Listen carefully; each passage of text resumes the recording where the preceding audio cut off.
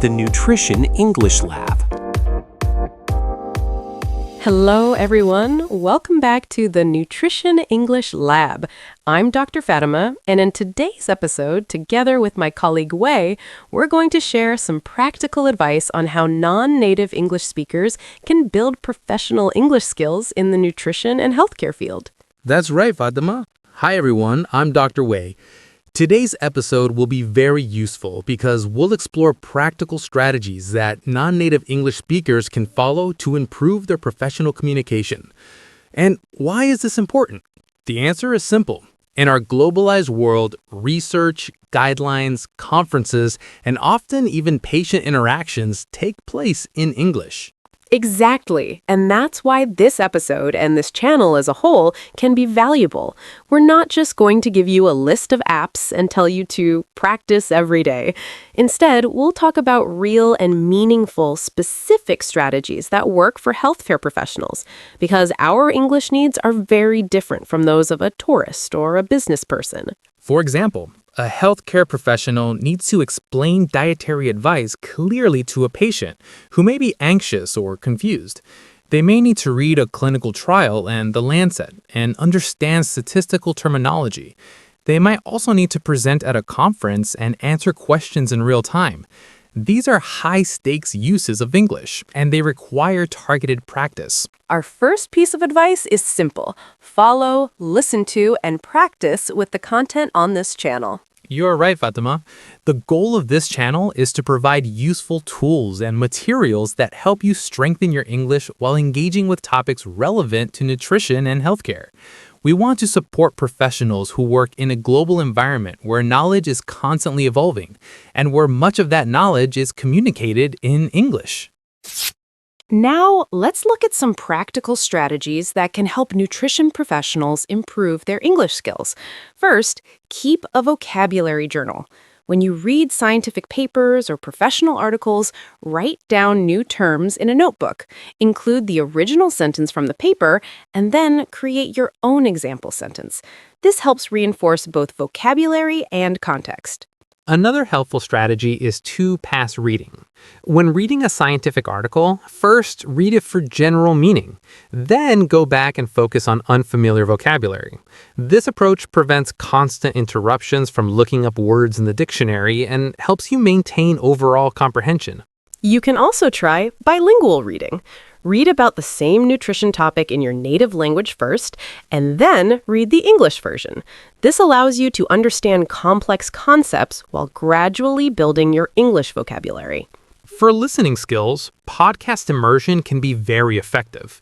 Listen to an episode 3 times. First without the transcript, then with the transcript, and finally once more without it.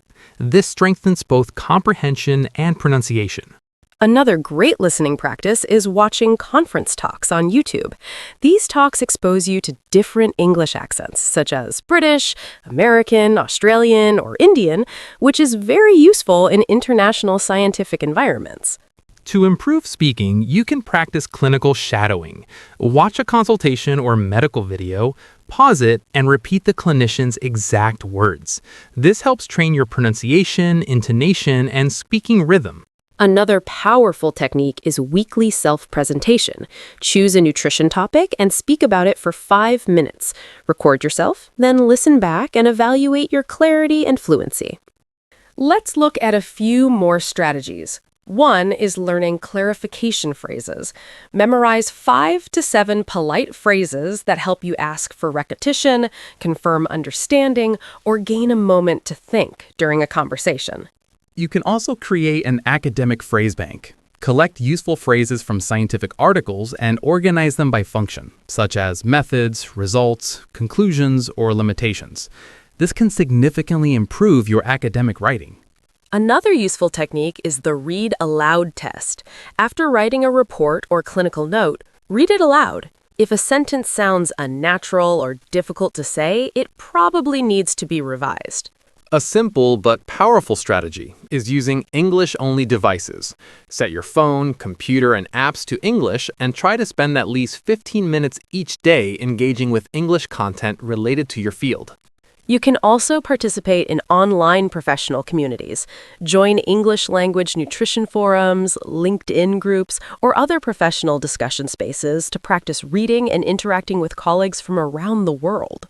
Finally, remember the importance of mindset. Treat mistakes as useful feedback rather than as failures. The goal is not to communicate perfectly. The goal is to communicate clearly and confidently. To summarize, learning professional English is not just one skill, it's four: reading, listening, speaking, and writing. Each one requires deliberate and consistent practice, and all of them reinforce each other.